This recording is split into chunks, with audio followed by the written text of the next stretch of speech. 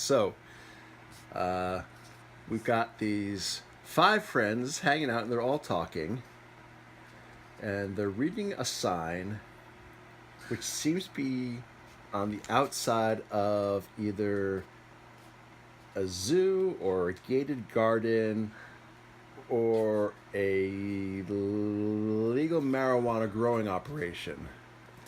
And this guy here, somebody punched him in the eye and it hurts because there's a star. And he sees all these people outside the gate of his legal marijuana operation. And they're all talking about him. And then there's pudding and there's underwear. And this guy's like, oh, damn it. I forgot that I had a pack of pudding in my back pocket. And now it's squished. It's all over my underwear.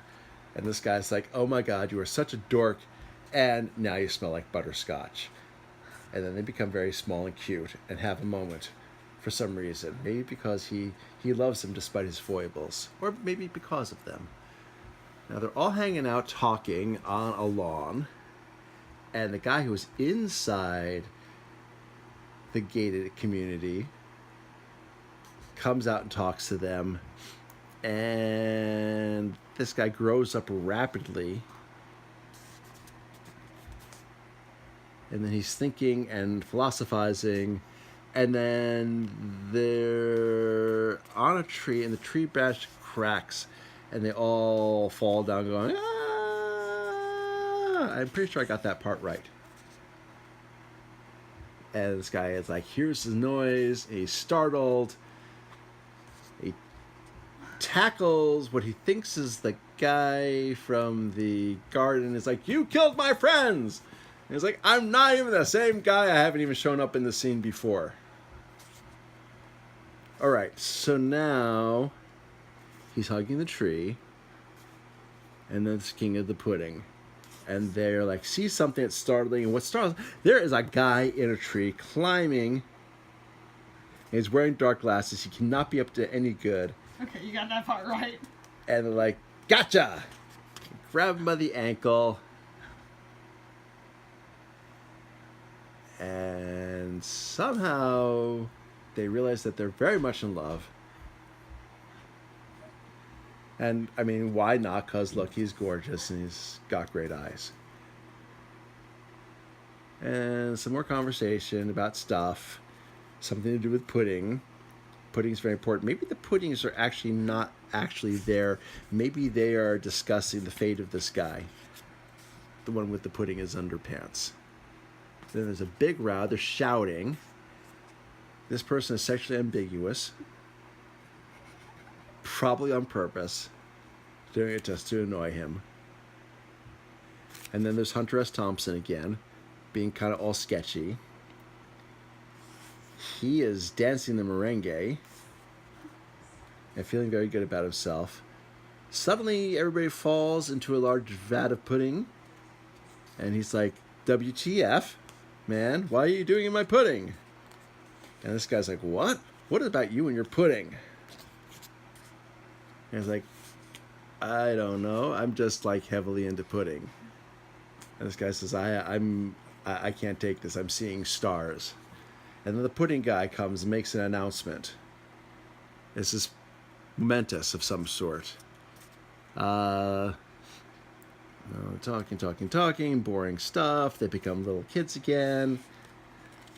For reasons I can't explain, they shrink. He suddenly gets very angry for no good reason, and he's being very accusatory.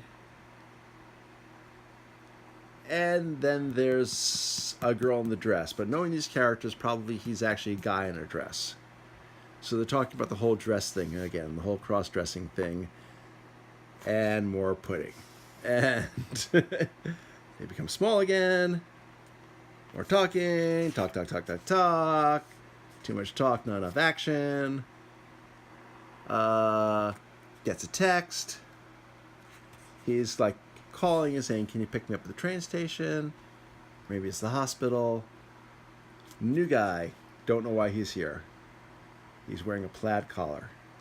And it's a skunk? A scarf. A scarf. He's wearing a plaid scarf. And then he falls face first, face plant.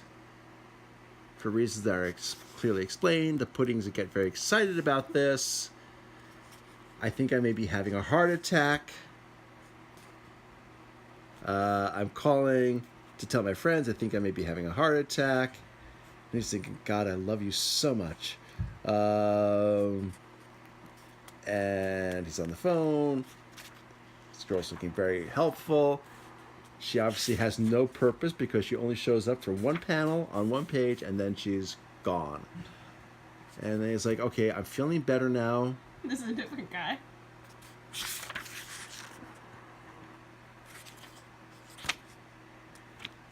Okay, because they're wearing different shirts. Yeah. And it's like, okay, I once had a heart attack too. I know how it feels. And it's like, God, I love you.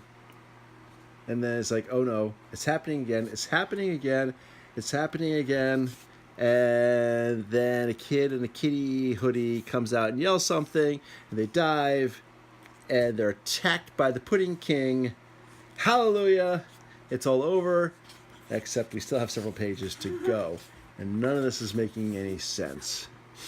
More conversations, folding laundry, gets a text message, blah, blah, blah, lots of talking.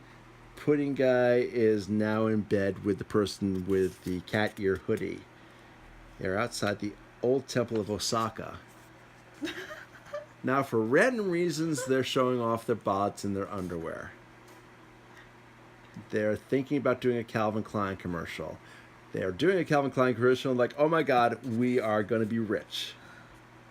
And more fighting, more talking, more yammering. Now you can see that they are actually two people because they're both on the same page. So we've resolved the fact that they're not the same person. Okay, this person's showing off his Calvin Klein Speedos next to Pudding Guy. And he's like, dude, what the hell? Can't take you anywhere. More talking on the phone. More talking, more talking. Guy with a scarf shows up again. Still needs a ride from the train station or the doctor's office. Maybe he has an STD. Guy's thinking, laughing wryly to himself. Pudding King is thinking. There's a knife for some reason. There's going to be a knife fight. He's shocked.